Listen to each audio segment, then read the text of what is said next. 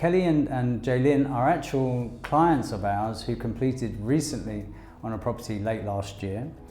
They're from the States and they're here to tell us about their journey of investing in Spanish property.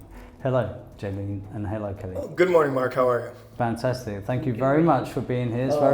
It's a rare privilege to actually see clients at the end of their journey, and for you to be here is a real privilege for us. So thank you very much for taking the time to come. So I actually want to thank you, Mark, because if it wasn't for your diligence and Stuart and the rest of your team, we wouldn't be here today. So we want to thank you because you made our dream come true. So thank you. That's right. We'll get into your journey and the fact that you met Stuart and the rest of the team, but tell us a little bit about yourselves first. So I'm Jaylin. I'm from Phoenix, Arizona. I'm in real estate, and my lovely husband, Kelly, he has helped me with my real estate business as well. And so we're both self-employed. We basically run our own businesses, but he's been instrumental in helping me grow my real estate business in the States. Yeah. So yeah, I mean, I met my wife. We just got married a little over 5 years ago, and she wanted me to get into real estate with her, and I told her there's no way. But fortunately, she was working with one of the largest investment firms in the world, which I think that also means the universe. Right. I'm not really familiar with other planets. But currently, we've taken her to top 2% of all agents in the world for eXp Realty, which we have 90,000 agents in 27 countries. And we love it. It's a lot of fun. So we're very familiar with real estate and real estate purchases. But coming to Spain was a little bit different story, Mark. I got to tell you, it was quite a bit different. What was it that sparked your interest in investing in Spain and Spanish real estate? So when I met Kelly, he had always told me how he wanted to bring me to Spain. So he's been here before, to Valencia and Barcelona, and I was just so excited to come. And we eventually came here for the first time. Well, I came here for the first time last year, and we ended up going to the Mad Cool Festival in Madrid, and then we came down to Malaga. And I absolutely fell in love with Malaga. And I'm like, this is where I want to be. And so that's kind of what initially sparked my interest, our interest, to be able to want to purchase something here in Spain, in Malaga. Yeah, I think for me, I had spent time in Barcelona and Valencia for 5 weeks. And I just loved the people. I loved the food. And I just loved the whole slower pace. I'm a little tense when I'm driving sometimes and can get a little maybe overly excited, so to maybe a little bit. But I notice every time I come here, I go back and I'm just so much more chill. I don't really have any stress. Life is wonderful here, and I have been doing research on different places to live in the world that also had to make sense financially. And Costa del Sol just kept popping up, like everywhere I look. Costa del Sol, Costa del Sol, Costa del Sol. I'm diabetic. I came down with diabetes 5 years ago out of the Clear Blue, even though I take really good care of myself, eat good food. But I don't have as much dietary issues when I'm in Spain. The food's not filled with all kinds of junk like we have in the States. I can go and eat a meal in the States that I think is no carb. My blood sugar can go up to 400. I eat a meal here and I typically don't have a huge spike in my blood sugar. So for health reasons, I wanted to come here for that as well. So we fell in love with Spain. We went all up and down the coast looking at homes. And the minute we got to Malaga, Jaylin, my wife, goes, this is where we got to live here. I love this town. I love Malaga. I love Costa del Sol. I have landed. I'm here. This is where I want to stay. Yeah. And when did you make that decision? We made the decision the moment that we landed in Malaga. Like the moment we hit the Centro Historico area and just saw all of the bars and restaurants and shops and the architecture and the weather and the harbor, and everything was just perfect. Yeah. So we just loved it. That was end of July last year. So how did you start the process? Did you ring agents? What happened? I guess I'll take that question because Yes. I'm the one who did all the initial calls. I ended up going online to a bunch of different places, looking at new construction, whatever. And I booked appointments at different places along the coast to see some in cities, some outside of the cities, more suburban. And just had met some really good agents, really nice people, had some really good homes, but it just wasn't us, you know.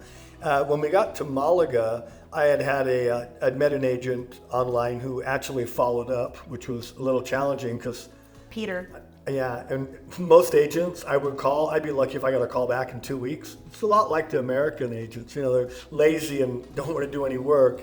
Except for me.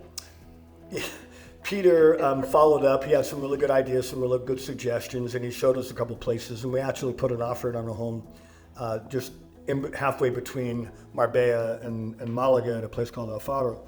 And, you know, he walked us through the thing, was very diligent, and it was good. At the beginning, we thought it was a good process. He was a great agent, but we unfortunately went with some finance companies that we probably shouldn't have contacted. At what point did you and Peter, or what point did you start thinking about finance options? Was that at the beginning or during or when? At the very beginning, we had asked Peter for some recommendations, and of course he gave us 3 or 4 different recommendations of different brokers. And so of course, you know, I reached out to all of them and made a lot of mistakes along the way. Unfortunately, you know, had I talked to you guys first, I would have known not to go anywhere else. So that was a big lesson to have learned. Yeah. and I think we knew where we wanted to live and roughly what it was probably going to cost us to get the kind of place we wanted. You know, 2-bedroom, 2-bath, pretty modern, in really good shape. And we thought, well, we could probably pay cash if we sold one of our properties in the U.S., but if we don't have to, we have enough money to put about 40 or 50% down. And so that's what we attempted to do from the get-go on the first property we looked at. You were recommended a couple of brokers. What went wrong? I mean... Yeah, can I just tell you that everything went wrong? Does that just kind of sum it? First off, we were not aware that, unlike the States where there's hundreds and hundreds of different types of finance brokers for real estate financing, and they're all a little bit different, and they have different programs or whatever. Here in Spain, you've got like maybe a half a dozen primary banks, and they all get your application. And so what we didn't really understand that, and we fill out some paperwork. Probably, if we would have had the broker maybe ask us a bunch of questions and give us some advice as to how to fill it out. Guide us. To guide us down the path. But we didn't. So we did everything wrong. And we did it like we were applying in the States, which was a horrible idea. And then when it came to push and shove, we actually flew in October? No, September, I think, to take possession of our place because we thought we had the financing and stuff all set up. And then the seller backed out after over 2 months of trying to get a mortgage, and it was just a nightmare. Which is when we, at that point, opted to look for another home, which we actually found one in the place we really wanted to live anyway. So I guess you have to thank God the first one didn't go together because we really wanted to live in downtown Malaga in the historic district. And that's when we got introduced to Stuart, one of your teammates. And boy, from that point on, he guided us and led us and told us what to do, how to do it. When we're quite well known in the Marbella area and the Sota Grande because we have offices there, but we're not that well known in Malaga. How did you get introduced to us? We had actually Stuart's name for a while, and I don't think we followed up. We just went to a couple of other brokers first, which is why everything went wrong. But once we got a hold of Stuart, and he started working with us, within a couple of days, he goes, here's what we're going to do, here's how we're going to do it, and don't worry, we'll make it happen. Now, we already have a bad taste in our mouth. We don't think this is ever going to come together. And my wife was like, she was expecting a phone call from Stuart like 3 times a day. It's like, honey, he seems like he knows what he's doing. He's been doing this 20-some years. And I know that when we looked up reviews, like Fluent Finance had some of the best reviews on the market, and I couldn't understand why in the world didn't we contact them before? But he was able to go back to some of those banks, get a different opinion, sell the banks on us, which I think is really important. And he told them our story and made it sound logical And lo and behold, we got an approval and we closed. They say at the end, it was literally the 27th of December, 2 days after Christmas and 3 days before the New Year. And so we're here now, staying in our place, enjoying life, loving Malaga and the whole Costa del Sol. And hopefully look at possibly purchasing some more properties here in the very near future. When you were going down the other path, did you have any money on the table? Was there any money at risk?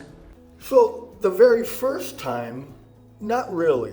The second time, a lot of money. About 80 to 100,000 euros. Yeah. That if things didn't close on time, we were going to lose the money, which again is something unique in Spain. I don't know if it's unique in Spain, but it's unique from the US. In the US, it's almost impossible to lose your earnest money or your down payment money, except in the rarest of circumstances. But here, like if we didn't close on time, we were going to be done. Yeah, in the States we have, so many contingencies in place, one of them being a loan contingency, and you can always get your earnest money back or your deposit back in the event that your loan fails, which is different from here. If your loan doesn't come together, then too bad, you're out all of that money. And so there was a few moments in time actually, where I was extremely nervous about losing that 80,000 euros. I'm like, based on what the other mortgage broker said, told me like, sorry, all the banks turned you down. Like, there's no way to make this happen. And so I had very little confidence up until the point that we actually talked to Stuart, and then I ended up talking to you as well. And you and your team worked together to make this loan happen. And so we're very grateful. Yeah, I think we eventually spoke to 4 different people on your team. So it was really nice to know that there are people behind just the front person you're talking to, and that they're all collaborating together to come up with a solution and a plan that will make sense for everybody. I used to do mortgages in the UK, so does Stuart. They're complicated in the UK. You've had a lot of experience with mortgage applications in the US. Yes. They're not straightforward. A lot of them in the US, they are complicated. And so in Spain, it's more complex, in my opinion, because of the amount of work that needs to go in to ensure the banks actually understand what they're trying to do, what you're trying to achieve. But also the way the Spanish banks do things is very 20 years ago. A lot of it's still manual. And so we have to invest a lot of time into ensuring that A, they understand it, but B, that they're actually doing it. Right. And one person will struggle to do that. That's why we have a team of minimum 4 people. The other benefit of having a team of 4 people looking at it is that you have 4 eyes and ideas actually having input as to how we're going to process and package and get this deal solved. So that's, I think, what makes us unique compared to other brokers, is that we have invested a lot into our people, and we do have a lot of resources to try, to actually solve these complex situations. But what question then for you, why was your situation as too complicated for the other brokers, for example? So we are both self-employed, and fortunately we have a very good CPA who writes off literally almost all of our expenses. So it looks like on paper we should be on food stamps. We make no money. So it was very complicated. And then the fact that I do own my own company and I pay myself a salary, and on paper it looks like, okay, you get a salary, but you're paying yourself.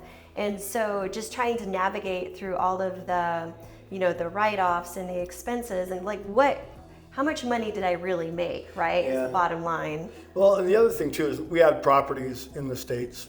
We had mortgages on some rental properties, and the rental properties gave us a profit. The banks didn't really look at it that way. They saw the debt, but not the income coming in.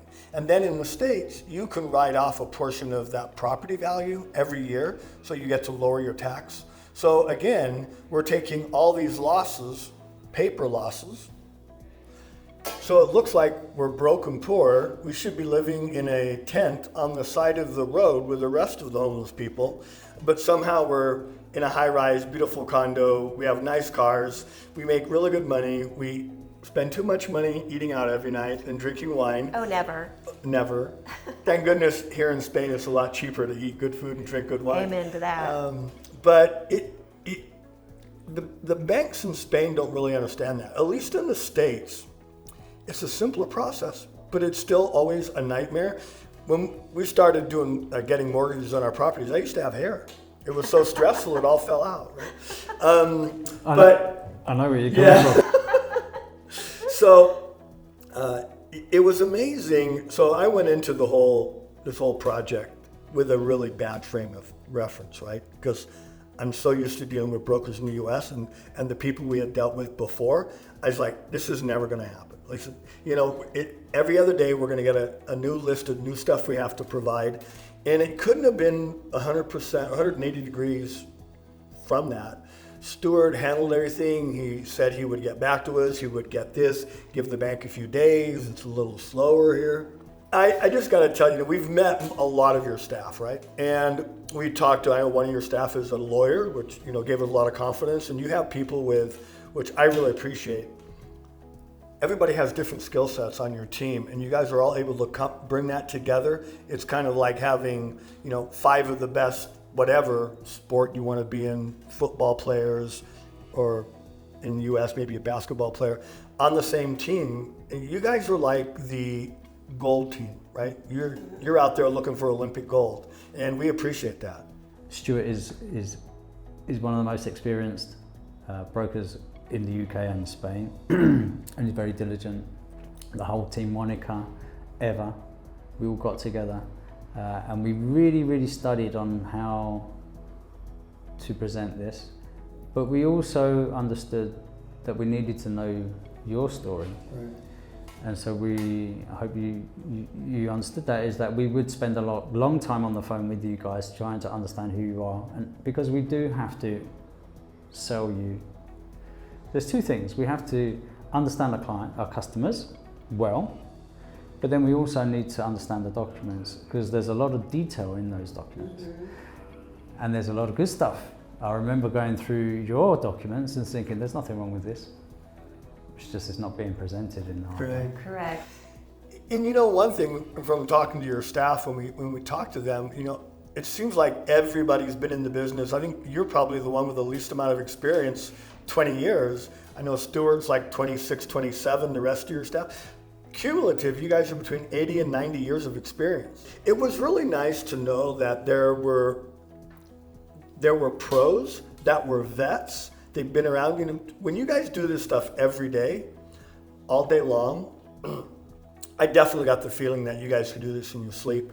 It was nice to know that we had this team with almost 100 years of experience behind us, and giving us faith and confidence that this deal is going to come together. Because it was stressful. It is different. It is unique over here.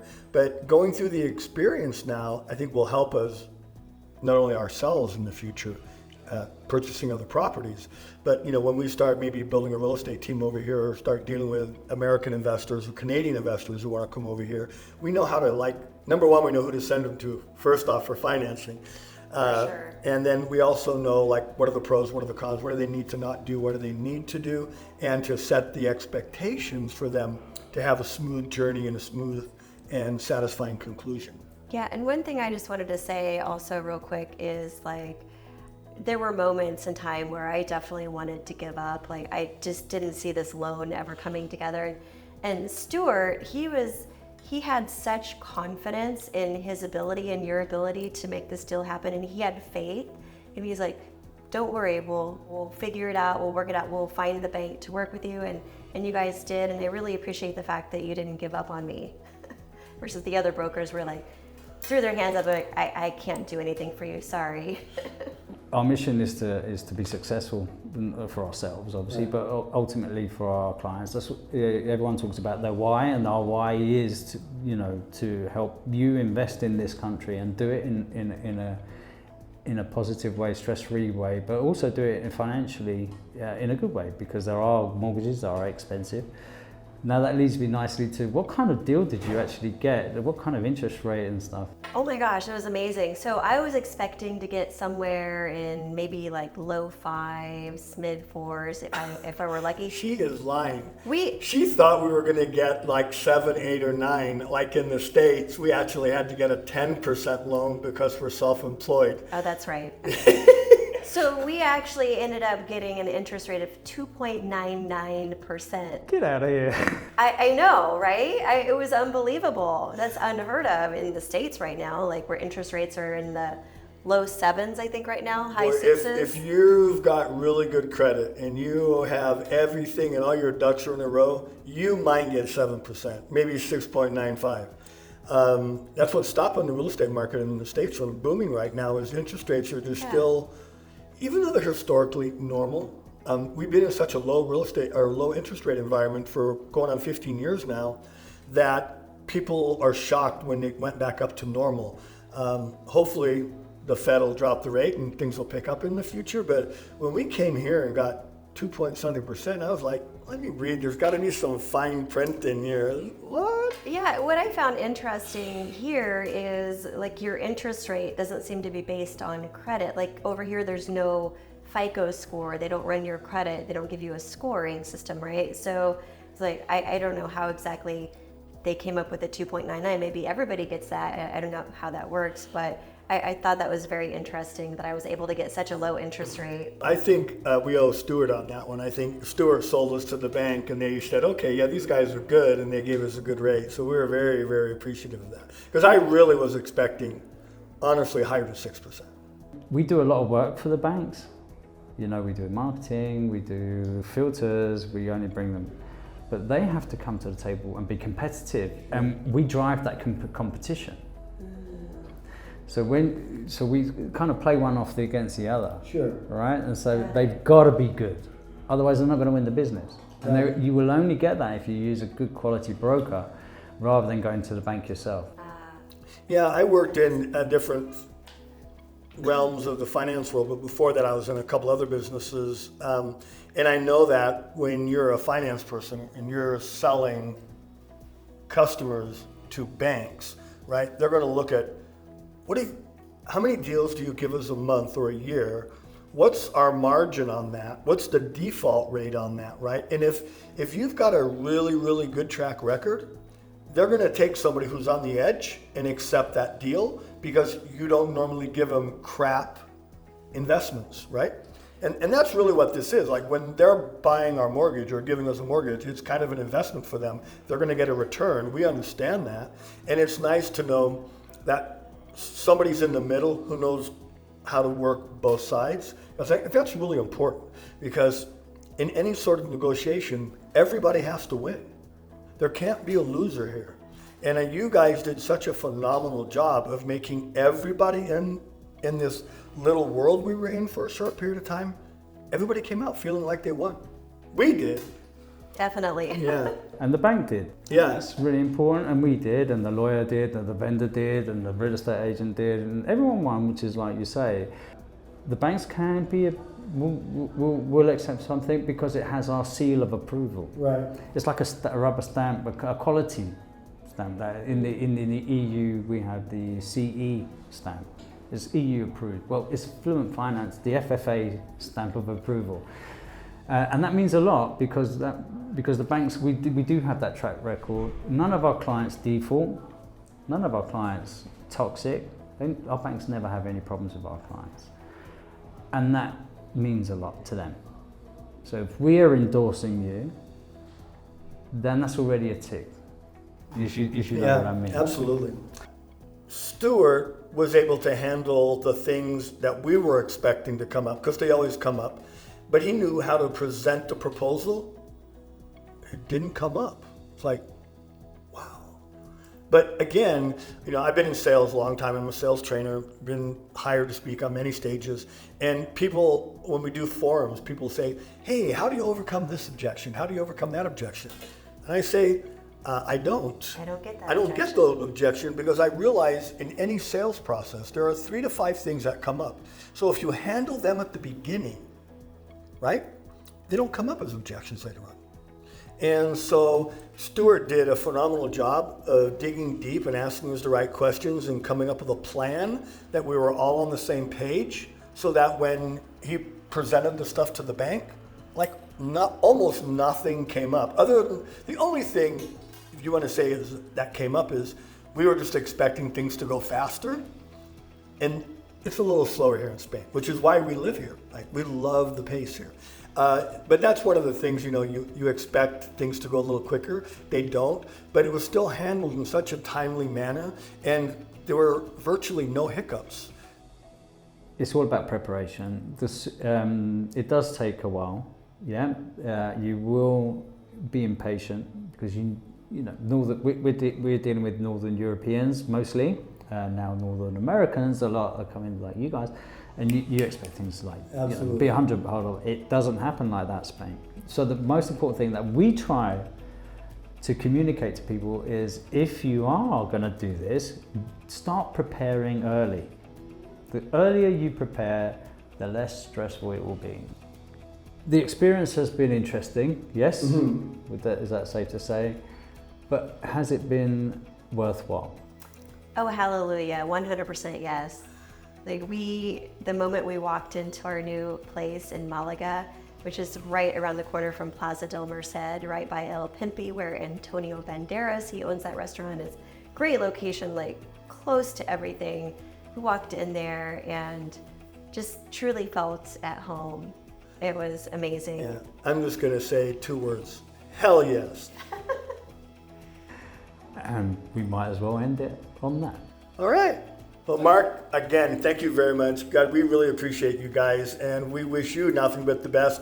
And when we get another property, you know who we're coming to. Thank you so much. Thank you, Kelly. Thank you, Jaylin. Thank you very much for doing this. It's really, really helpful. Again, it's our pleasure. Our pleasure. Yeah.